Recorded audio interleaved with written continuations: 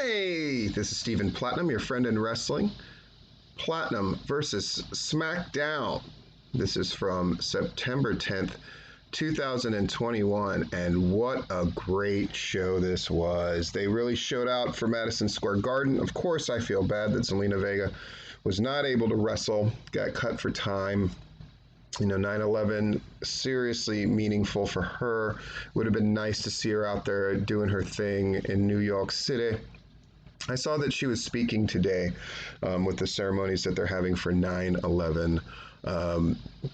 So beyond that, SmackDown was really, really a fantastic show for Madison Square Garden. Michael Cole's welcoming us. Pat McAfee's there. Go right to the ring. Here comes Roman Reigns, Paul Heyman, and the Usos. They raise their titles in the air. The pyro goes off. Cole hypes Finn Balor versus Reigns at Extreme Rules and the Street Profits versus the Usos for tonight.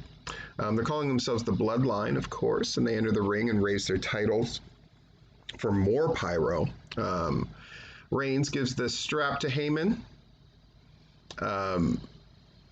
WWE runs New York City, right? And Heyman agrees.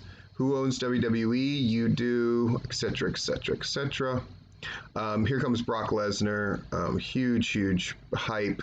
It's really fantastic. I thought that this was incredibly well done. The Usos step in front of Reigns, and Lesnar just laughs at the Usos. Heyman asks Lesnar why the Universal title. Heyman tells Lesnar to think of the success they can. Lesnar snatches the mic to hush Heyman. Lesnar asks Heyman why didn't he tell Reigns that Lesnar was going to be at SummerSlam. Reigns doesn't look happy. Heyman says he didn't know. It's just a fantastic segment. It's everything that they should be doing, and I just have zero complaints. I suggest you go watch it. If you're gonna have a long promo segment to start, this is how you do it, right? At the end of it, Lesnar scoops up Heyman for the F5, but Reigns rushes back and knocks Heyman free with the Superman punch. Great stuff. Lesnar looks to go for Reigns and scoops him up for the F5, but the Usos hit the ring and stop that. But then Lesnar hits the double clothesline to drop them, delivers a German suplex to Jimmy and then to Jay, leaves them scrambling. Lesnar looks like the Superman, and that's what they were going for. Great stuff. We see superstars backstage having words before the 10-man. They're really throwing everything at this show, and it's really nice to see. Back from the break, the Bloodline's walking backstage.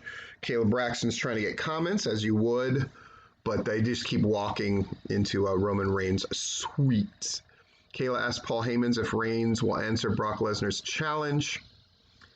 Heyman mentions how Lesnar lied about him knowing Lesnar would be at SummerSlam.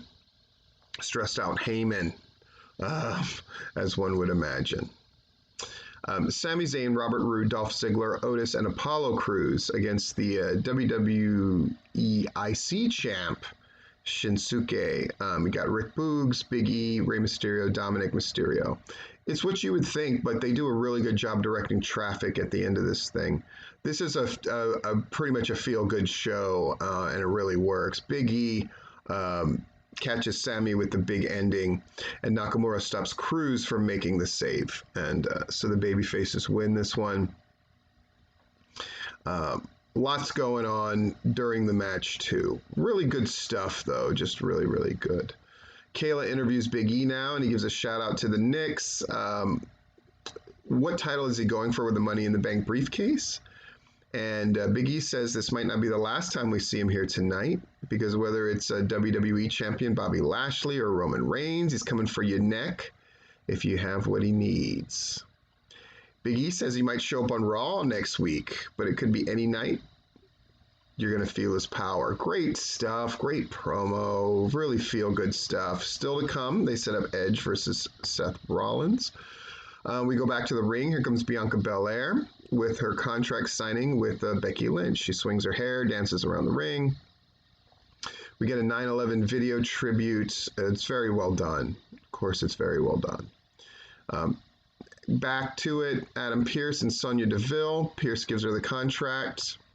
Belair talks about being back at MSG and having so much respect for Lynch. Here comes Lynch to a pop. She got the big red fake fur coat and sunglasses, and basically is just healing it up as much as she can. That's what we're going for.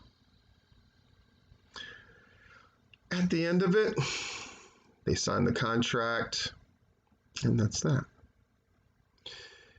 We get a look at Edge versus Seth Rollins and what's gone on, and now we have the match.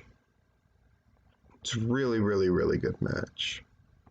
A good back and forth. These are the matches that we wanted Edge to have with Randy Orton, and they never really pulled it off. But Seth Rollins is definitely game. At the end, Rollins flattens him with the stomp after Edge just keeps nobly fighting again and again and again. Finally, Rollins pins him, and Edge is laid flat on his back. Two MTs bring a stretcher to the ring, and they show Edge being loaded into an ambulance and all that stuff. I think that's Elise Ashton is trying to get comments from Seth Rollins in the back, but he's at a loss for words. Rollins says he's not sure how he's supposed to feel.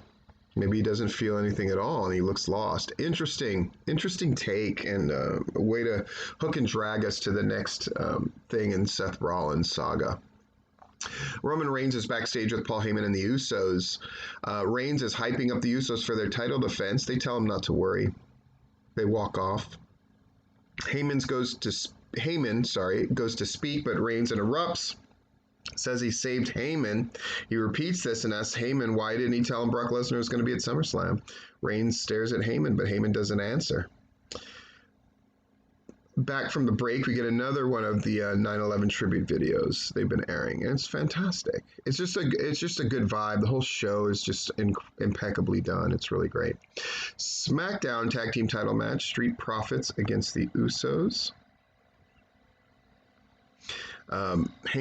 Reigns and Heyman look on from ringside in the course of the match. So we get super kicks from both of the Uso brothers. Jimmy tags in, flies in from the top, but Ford still kicks out and they're shocked. Reigns looks a bit worried. The fans are chanting, "This is awesome." It's really wonderful to see. Jay and Dawkins are going at it.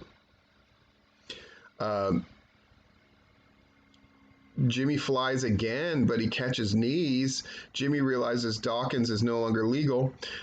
Reigns rushes the ring and applies a guillotine to Ford. So we get a DQ win for the Street Profits to basically hold on to the title. Reigns keeps the guillotine locked on Ford. And Reigns takes the mic and says if Brock Lesnar wants it, he can get it. He says he's going to smash Lesnar as soon as he's done smashing Finn Balor. Lights go out. Here comes the entrance for the Demon for Finn Balor, and they face off in the middle of the ring. Great stuff. Great ending. Lots of balls in the air. All very interesting stuff. Kudos to SmackDown. It was a fantastic show.